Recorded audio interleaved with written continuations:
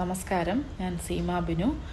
ഗൃഹനാമത്തിൻ്റെ പ്രാധാന്യം അഥവാ വീട്ടുപേരിൻ്റെ പ്രാധാന്യത്തെക്കുറിച്ചാണ് ഇന്ന് പ്രതിപാദിക്കുന്നത്.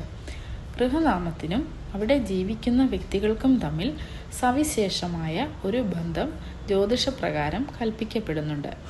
ഗൃഹനാഥൻ്റെയോ ഗൃഹത്തിൻ്റെയോ നക്ഷത്രവുമായോ രാശിയുമായോ പൊരുത്തമുള്ള അക്ഷരങ്ങളിൽ ആരംഭിക്കുന്ന ഗൃഹനാമങ്ങൾ ഉത്തമമായിരിക്കും.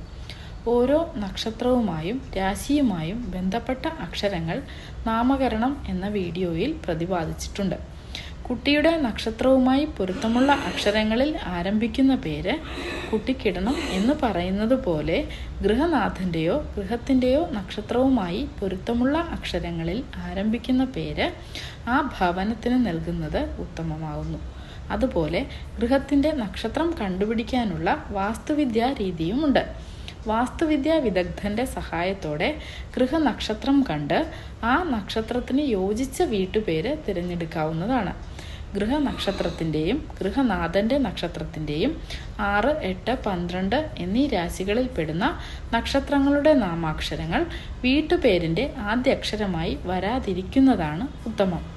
കാലാകാലങ്ങളായി തുടർന്നു വരുന്ന തറവാട്ടു പേരുകൾക്ക് ഈ രീതി പ്രയോഗിക്കാൻ പ്രയാസമുണ്ട് എന്നത് ഇവിടെ വിസ്മരിക്കുന്നില്ല. പുതുതായി ഗൃഹം നിർമ്മിക്കുന്നവർക്കും മറ്റും ഈ രീതി പരീക്ഷിക്കാവുന്നതാണ്. ഗൃഹത്തിൻ്റെ ചുറ്റളവിൽ നിന്നും കണക്കാക്കുന്ന നക്ഷത്രവുമായി പൊരുത്തമുള്ളതും ഗൃഹനാഥൻ്റെ നക്ഷത്രവുമായി പൊരുത്തമുള്ളതും ആയിരിക്കണം വീട്ടുപേരിൻ്റെ ആദ്യാക്ഷരം. നന്ദി, നമസ്കാരം.